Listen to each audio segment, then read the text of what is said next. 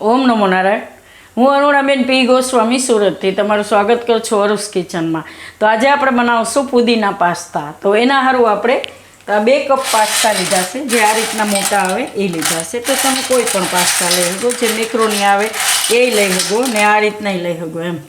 અને પુદીનો, તો આટલો આપણે પુદીનો લીધો છે. પત્તા એને સાફ કરીને ધોઈને લીધા છે આટલા. પછી એને કાપશું આપણે, તો અગાઉ કાપીને નહીં રાખવાના એમ. અને ડુંગળી, તો 3 આપણે લીલી ડુંગળી લીધી છે અને 1 કેપ્સિકમ આ રીતે સુધારીને લીધું છે. અને આ આપણે લીધો છે મસાલો. તો પાસ્તાનો, મેગીનો કોઈ પણ મસાલો તમે વાપરી શકો એમ. તો આ 1 થી 1.5 ચમચી જેટલો આપણે મસાલો લીધો છે. અને ચીઝ આપણે, તો ચીઝની 2 ક્યુબ લીધી છે આ રીતની. અને થોડુંક આપણે માખણ લીધું છે, માખણમાં વઘાર કરશું. અને લસણ, તો 4 થી 5 લસણની કળી લીધી છે. અને લીલા મરચાં, તો એ તમે તમારે તીખાસ પ્રમાણે નાખી શકો. આપણે 3 થી 4 લીલા મરચાં લીધા તીખા. અને મીઠું જોહે સ્વાદ પ્રમાણે. અને મરી પાવડર, તો 1/2 ચમચી જેટલો આપણે મરી પાવડર લીધો. તો આટલી વસ્તુ જોહે. અને પાણી જોહે પાસ્તાને બાફવા માટે. તો પાણી આપણે પહેલાંથી જ ગરમ મૂકી દીધું છે કે ફટાફટ થઈ જાય એમ. તો આમાં આપણે આ પાસ્તાને ધોઈને લઈ લેવું. તો એકવાર ધોઈ નાખશું એને.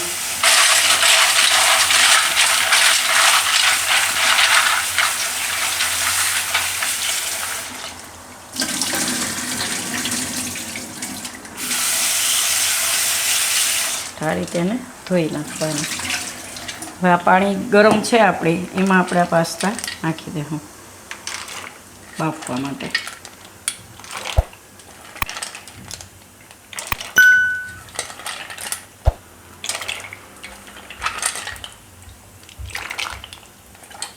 તો અત્યારે ઉનાળો છે તો પુદીનો સારો એમ, ઠંડો હોય પુદીનો. તો આ રીતે આપણે પાસ્તા બનાવી શકીએ પુદીનાવાળા એમ. આમાં આપણે મીઠું નાખી દઈશું બાફવામાં. તો પાસ્તાને આપણે બાફી લેવું.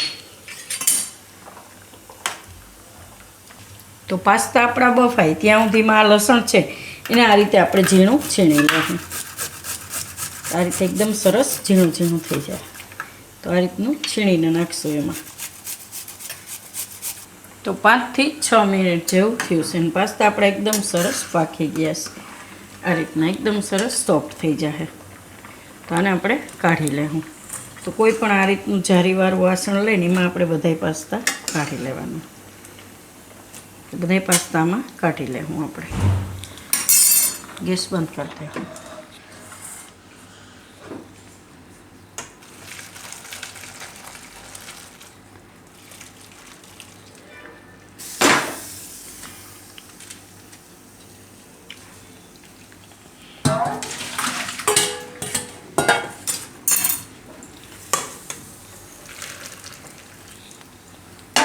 આ રીતે બધાય કાઢી લેવાના.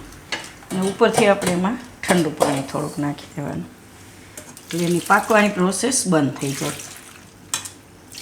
આ રીતે આને થોડીક વાર સાઈડમાં રાખી દઉં. તો હવે આપણે વઘાર કરી લઈશું. તો આપણે કઢાઈ લીધી છે, ગેસ ચાલુ કરશું. એમાં આપણે આ જે માખણ લીધું હતું એ નાખી દેવું. થોડુંક એને ઓગાળી લેવાનું.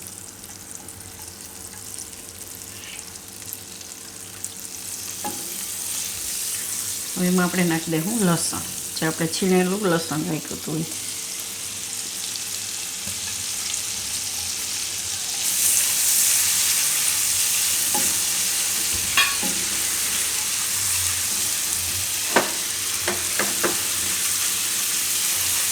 થોડીક વાર ફેરવી લેવાનું માખણમાં. હવે એમાં ડુંગળી નાખી દઈશું આપણે, સોરી મરચાં, લીલા મરચાં.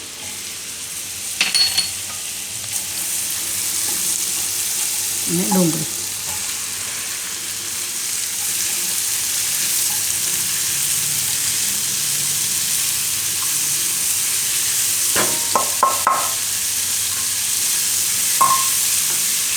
અને કેપ્સિકમ.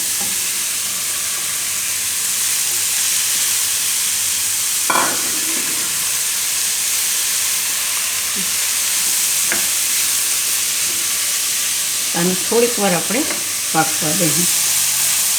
ડુંગળીનું કેપ્સિકમ 2.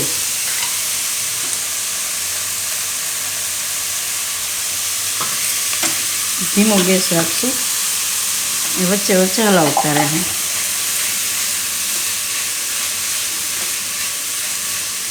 તો એ પાકે ત્યાં સુધીમાં આપણે આ પુદીનો છે એને થોડોક સુધારી લેવું. આપણે તેને આ રીતે આખા પાંદ હાથમાં લઈ અને થોડોક ઝીણો ઝીણો કાપી લેવું. તો આ રીતે એના પાન સુધારી લેવું આપણે.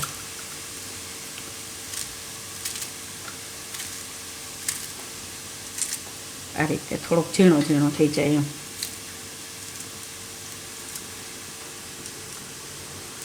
તો બધું સુધારી લેવું આપણે. તો પુદીનો આપણે એ રીતે આ રીતે સુધારી લીધો છે બધું. અને ડુંગળીને આ આપણે થોડીક વાર પકાવી લીધું છે. એમાં આપણે નાખી દઈશું મીઠું સ્વાદ પ્રમાણે. ચીઝ આપણે નાખીએ છીએ એટલે મીઠું થોડુંક ઓછું નાખવાનું. અને આમાં આપણે પાસ્તામાં બાફવામાં મીઠું નાખ્યું જ છે એટલે.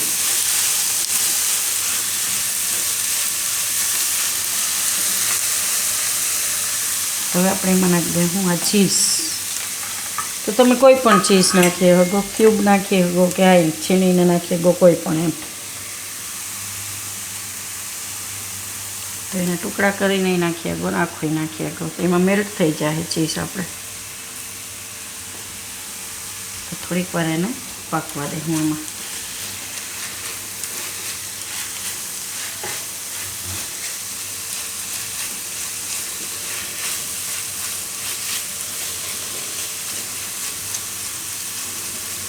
અને મરી પાવડર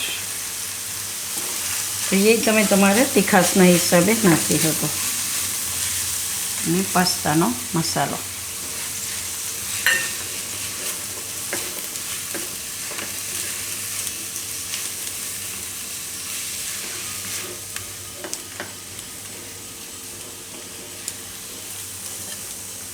આમાં હવે પુદીનાના પાન નાખી દેવું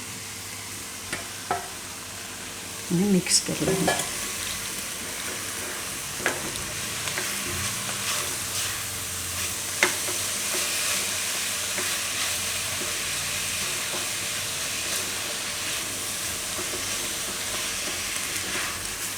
આને ખાલી મિક્સ જ કરવાનો હોય છે આપણે, પકાવવાના નથી હોતા પાનને. એ તરત જ આમ તમે આમાં નાખશો એટલે એકદમ સરસ મિક્સ થઈ જાય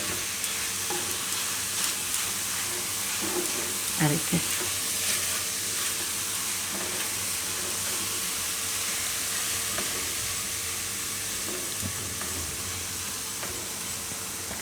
તો હવે આપણે એમાં નાખી દઈશું પાસ્તા.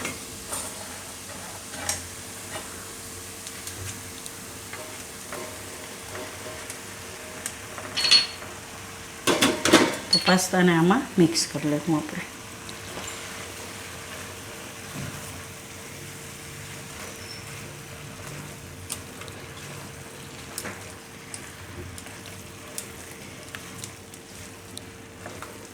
થોડીક વાર આમાં રહેવા દે હું મસાલામાં.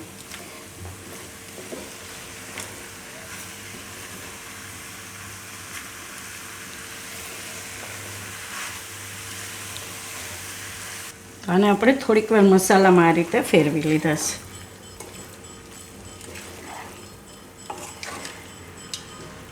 તો ગેસ બંધ કરી દે હું.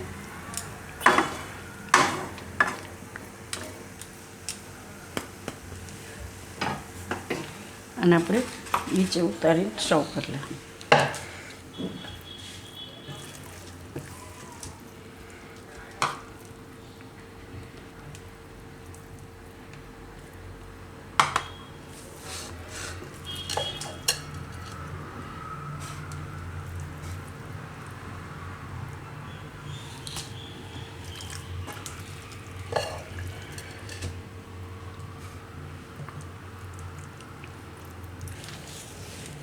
તો તૈયાર છે આપણા પુદીના પાસ્તા. તો જો તમને મારી આ રેસીપી પસંદ આવી હોય તો એને લાઇક કરજો, શેર કરજો અને મારી ચેનલને સબસ્ક્રાઈબ કરજો. અને બેલ આઇકન દબાવવાનું ના ભૂલતા. કમેન્ટ કરીને કહેજો કે તમને કેવા લાગ્યા પુદીના પાસ્તા.